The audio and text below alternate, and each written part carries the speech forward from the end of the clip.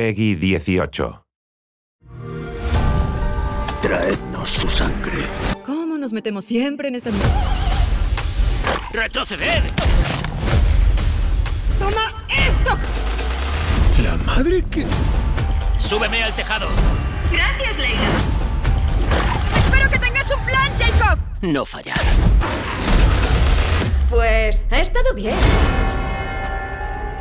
Welcome to Redfall. Redfall is our effort to take what Arkane does well, a hybrid of first-person games and RPGs, and stretch ourselves a little bit. Does this work in the open world? Does it work both solo and with co-op players? Can we take all our narrative layers and our improvisational mechanics and our style and spread that out across an open world? For me, Redfall represents our most ambitious title that we've tried to do here in the Austin studio ever. It was super important for us to, let players still play by themselves and have that sort of like immersive Arkane experience, but then adding up to three other players into the mix, of course, changes everything. Not only from the player experience standpoint, but just from the development standpoint also. The reason I like making the kind of games that we make is because I like playing these kind of games, right? And so it's the same reason I like tabletop RPGs too.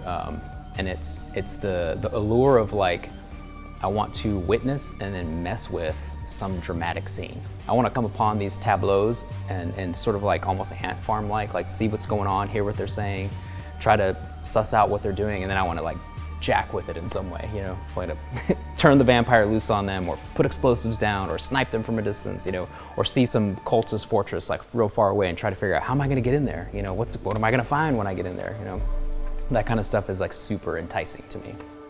Some of my favorite moments are just this sort of observation about how the world changes, the way we spawn different little vignettes across the world, and you catch people at different points on their patrol route, and day-night changes things, and that's a powerful piece to me. Is wow, I feel like I'm in a living world. Yeah, I'm really excited about the setting of the town of Redfall. It's like a lot of games. You think it's not New York, it's not London or Boston or whatever. It's quaint, it's small. Even though it's our biggest game, it feels like small town Americana. And to your point, Harvey, with the time of day, that you can run through this open world so many different times, but based on the time of day, based on different weather, if the fog has rolled in, it can feel so dramatically different each time. And with the random spawning, you're constantly on your toes and in awe of some of the ways that the world looks. I really gravitated toward a lot of the narrative that's in the world, the readables, and getting just caught up and just I'm going to read this thing now, or walking through the Ford encampment and seeing a framed newspaper, and then getting close and realizing the full story is actually there. It's something that makes sense. Yeah, and then you turn around and that person they're talking about is in this picture frame behind us. That and the forcing myself to take different approaches. I specifically remember kind of going through, and I have my one way I go for the first mission every time. This is the way I go, across this bridge, go up there. Watching somebody else go down into the lake bed, and there's a cave there that I had no idea. It just completely blew my mind. So under the choppers crash? Yeah. I was even thinking as I was watching, they're going the wrong way. That's not how you go. But it kind of changed how I approach everything now, where I feel like I have the way that I think about, and then I'm actually going to go this way this time, and it feels compelling to do that. So, yeah. If I could add anything to that, or if I could put it into one word, it would probably be transported. We put so much effort into the narrative, into the world building, environmental storytelling, all that stuff and it's part of the reason the games that I gravitate towards make me feel that way, so I hope players feel like they've been transported to some place that feels real at the end of the day. Yeah, it's that moment in time that you feel these people have existing relationships that you're kind of being a part of. They're not just people just happen to pop up, randomly. Yep. And one word we've used for this game throughout the whole time is spooky. We're not a horror game, so I hope there's not jump scares per se, right? There may have been a few. Yeah, I was there's been a few in Prey. But so I hope people feel they can take the time to explore, but there is still that edge that there could be anything right around the corner. So you're not necessarily standing up in your seat from fear, but hopefully there's that little bit of spooky element that you just never know what you're going to encounter. The story of Redfall begins with this idea that these like really smart, wealthy biotech entrepreneurs came to the island. They weren't from the island originally. They bought up some property and they started doing some research into like longevity experiments and life extension and things like that. Probably seen stuff like that in the news recently with people doing weird stuff with biotech startups. And that, started to go south really quickly, get a little like morally questionable, without giving spoilers away. The end result was they turned themselves into vampires. And one of the distinctives about our game is that the vampires in our game and the vampirism that they have is not, it's not a disease, it's not an accident, it's not something that you can cure. It's not like, oops, I got a cold and let me take this medicine and get rid of it and now I'm back to my normal kind self or whatever. The people who became vampires and the people who become vampires in our game, in a sense, they already were vampires on the inside, right? It's more like a metamorphosis, not a disease that they caught. And so it's definitely this like horrible evil that's like taken hold of the island that needs to be resisted and fought. They're not innocent people that you're trying to save. And they slowly, like a frog boiling in water, they slowly took over the town and consolidated all the power. And that's where players find themselves now at the beginning of the game. We wanted to do something that was recognizable as vampires, but also a fresh take, or a less common take. So, if they don't have fangs and they're not afraid of the sun and they don't drink blood, then they're not vampires. They have to have those elements to be vampires, basically. But we wanted our vampires to be derived from science. But we wanted to avoid the crosses, garlic, running water kind of stuff in lieu of like, these are vampires that wanted this to happen to them. They wanted to live forever, even at the expense of other people, even if it requires the blood of others. They're horrible monsters. None of them are romantic interests or aspirational. Well, they are. I mean, maybe you're into they're them. Like they're beautiful. Most of them are beautiful. They're aspirational. It's like what they envision themselves, that they're just they're great. It's like their own ideal self, they're which is manifesting something awful. Fancy clothes, and they're stylish. It's like what they themselves envision themselves as. Idealized predators, yeah. And people who play the game will see the ecology of the sort of bootlicking cultists that follow them, that want to be made vampires, and the humans that have been converted. The vampires can modify them in different ways. Not all of them become vampires. Nothing as grandiose as that. Some of them become like different types of familiars that are part of the gameplay ecology, all the way up to the vampires, and then sort of like specialized versions, named versions, like the vampire underbosses and things like that. And then we have a series of vampire gods, which are the most twisted, most changed by the whole process. And those serve as sort of chapter breakpoints across the game. And the vampire gods are like they have the most power. They're the ones trapping you on the island, right? They've pushed the waters back. They're the ones that have blacked out the sun. They're tremendously powerful. I really latched onto the idea of them being dangerous people regardless. Kind of like you were saying, like they're irredeemable in that they're just being unleashed, and you're storing their true self at this point, right? For me, the cultists gave me a really nice view into the vampires, because we were talking about how they've already kind of become their worst self. But I think through some of the conversations with the cultists, you get to discover what that actually means, and just how horrible you have to be to even just get to that point. So yeah, and then you could still end up not being a vampire at the end of the day. So, which is in some ways showing the mirror of how they are really awful, because they may not still turn you into the vampire. Yeah, like Harvey touched on this a little bit a second ago, but like the vampires, first of all, the cultist has to want to become a vampire, and then the vampires have to share some of their blood with them. And so so I always picture that like some of the cultists are like, I hope I get turned into like a really badass vampire and then I can do whatever I want. But the vampires can choose instead to turn them into these other horrible things.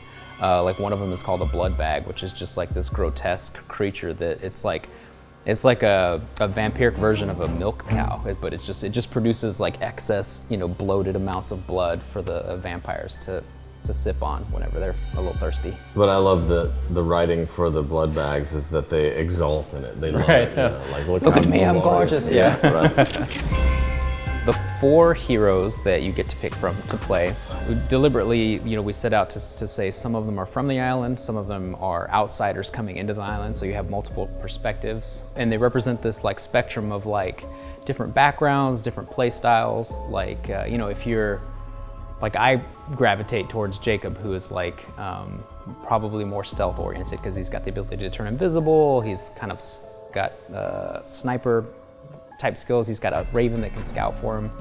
And all the way on the other end of the spectrum, you've got somebody super wacky like Devender, who's like got a bunch of crazy gadgets that allow him to do bizarre things like, plant javelins in the ground that spark lightning everywhere or teleport around. Or he has a blacklight power that lets him freeze everyone. So he's got a lot of like area of effect abilities, and personality-wise, he's just like, he's just super gregarious and interesting and just like zany character. He's internet famous, cryptid hunter. So I think there's like, with the 4 heroes, there's a little bit of something for everyone, depending on what your playstyle is and what kind of you gravitate towards in terms of like personality. Yeah, and the funny thing about Devender is I think he actually wants to be on the island to be researching what's happening. Yeah, it's true. He's happy that, at some level, he's happy that something crazy like this is happening because it validates his like theories or whatever. I think it's also fun to think about who and why are they on the island. Like Layla was living here. She was a college student. Devender was here for a book signing, right? Lucky him to actually have some content to capture. Remy, from some of the tricklings of some weirdness happening, she's here because of her search and rescue skill set. And Jacob initially with Bellwether. So Jacob was one of the bad guys. So to really think about really different reasons for these characters to be here on the island and then build up from that was fun as well. I think something I struggled with initially, but I've come to really appreciate, is that they're not a kit. This isn't just, this is the tank and then this is the healer and this is this. There's so much nuance to how you play each of these characters. Like, Devender, it would be real easy just to say he's the gadget guy, but that doesn't really encapsulate everything that he can do. He has a little bit of crowd control, a little bit of traversal, and then like a big AoE, versus like, Remy has, Brabant with her, and that kind of has a lot going on there. But then also has, her sticky bomb, and like, that's really given me a lot of like joy to kind of discover how I want to play these characters and beyond just like the high level summary of them. So as you're playing through the game, of course, there are, we've come up with a suite of like really cool abilities and powers for players to choose from, just like we did in Prey and Dishonored. You have tons of options. And if you happen to be playing as like if we all decide to play Layla's or Jacob's, my Jacob might not be the same as yours because I may choose to like really drill down into the Raven skill tree and like max that out before I pick any of the other skills. So you got a lot of choice there to like express different play styles. That's the skill trees, but then of course you've also got your gear. Like we've got special things called remnants you can find, which are like basically magical vampire blood that you can equip almost as like a talisman that will give you special resistances or special abilities related to healing, but it also boosts your health. So there's lots of different ways that you can sort of customize your character's build. Yeah, and there's also ways for your friends to, if you've leveled up certain skills to a certain point, that your friends get to benefit from them. Yeah. Like if you're playing Jacob and you level up Cloak to a certain point, I actually can cloak as well. Yes. We tried to not make it so that like this skill only works in multiplayer, or this skill only is useful in single player, but it has the single player benefit, but then it has the multiplayer like add, and if you happen to be playing with friends, it does cool stuff for your friends too, which I think is gonna be super fun. I saw it as like, in a horde shooter, like they're coming for you at all times. So you feel that pressure, and in this game I feel like I'm the danger kind of thing, right? I'm the one who's moving through. You're trapped in the room with me. Yeah. It's also important, that's a great point, and it's important to note that like they're unaware of you. So you can zoom in and eavesdrop on their conversations. You can sneak up and listen to two people talk and then slip away from the encounter.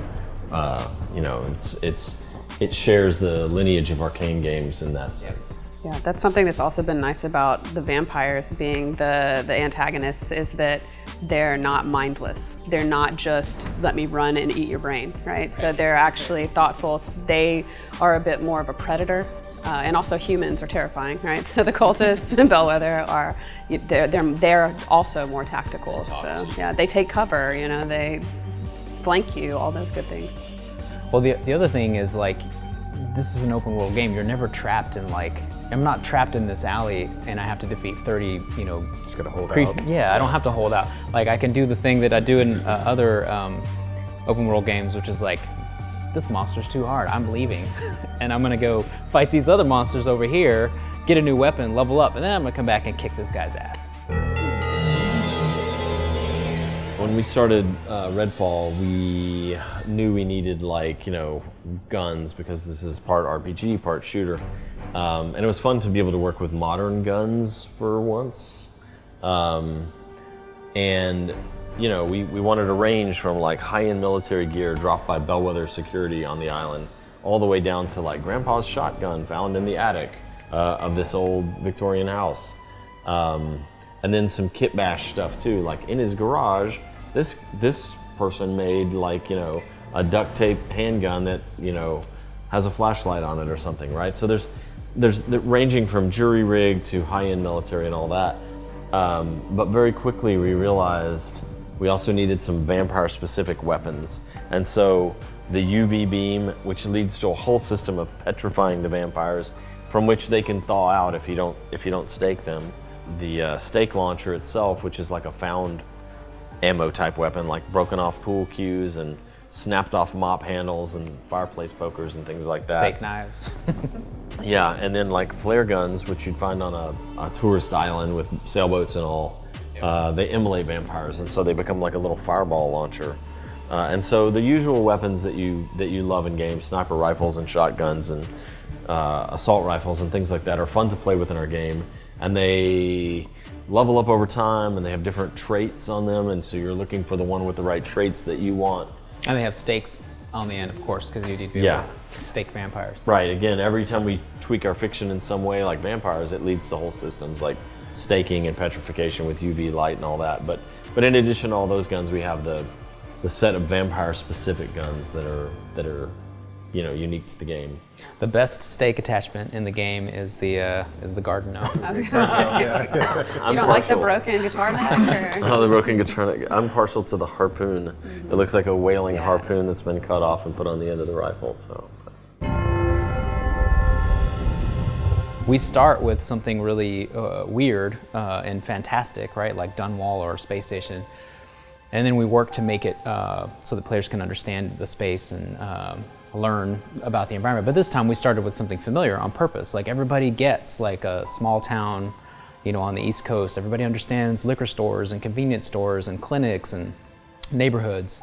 So that part is awesome because you're immediately dropped into something you understand. But then the part that I like is then we twist it, right? The vampires, they warp reality around them with their psychic abilities. So the cultists, of course, build weird structures on top of the familiar settings that you'll encounter occasionally, and then the vampires, like, punch these holes through reality and make these little pocket dimensions where they, like, sleep and gather power.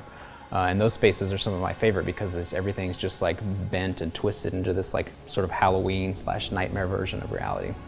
And speaking to the size, I think the Talos and Prey was 5 football fields. And the size of Redfall was kind of hold my beer on that one. So we definitely challenged the whole team with making something this big. Yeah. I remember early on there was a moment we were working on District 2, which is a little more rural, and Jim McGill took Talos at scale and dropped it in the middle of the farm that's there. And the district just eats the whole space station. Of course, it's gigantic. It was just the size of the actual, like, farm area. Yeah. And that's just, like, one mission. Yeah. That's pretty crazy. Ultimately, we hope that players will play single player if that's what they want, and it will feel like an Arkane game. But it's more expansive. It's an open world, but it's not an open world based on the scale of vehicles. It's an open world based on foot. And so it's like a familiar setting, New England, spooky, traverse the place, go into mom and pop grocery stores, apartments, get on the roof of buildings. And we try to put as many environmental storytelling scenes around as we possibly can. And so it just feels very lived in. I think the thing that's compelling to me about the open world, and this is true in other open world games that I love, but it's just like how easily the player can get distracted, you know, with like some other wondrous thing or some interesting point of interest. Like you always set out with like, I have this goal in mind. I'm going, you know, to the shipyard or the farm to rescue this person or collect this thing. That's my mission.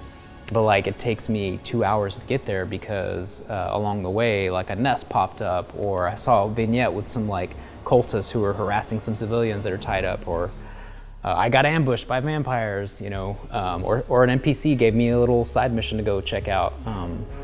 There's always something along the way that just like pulls me off the beaten path to check something out or discover something or loot something, and that's just tremendously fun. I'm thankful every day for, like, Arkane is a company where some of us have worked together for 20 plus years or 10 years, or, you know, and there's a lot of cement there socially and a lot of creative chemistry, and even though some people have left and new people have joined us and all that, it's been a blessing to have this team and this game and the company culture, and we're in it together. We're gonna get through this. We're gonna ship our game no matter what, no matter what virus hits us or whatever, you know, so. But during this last few years, it's been a blessing.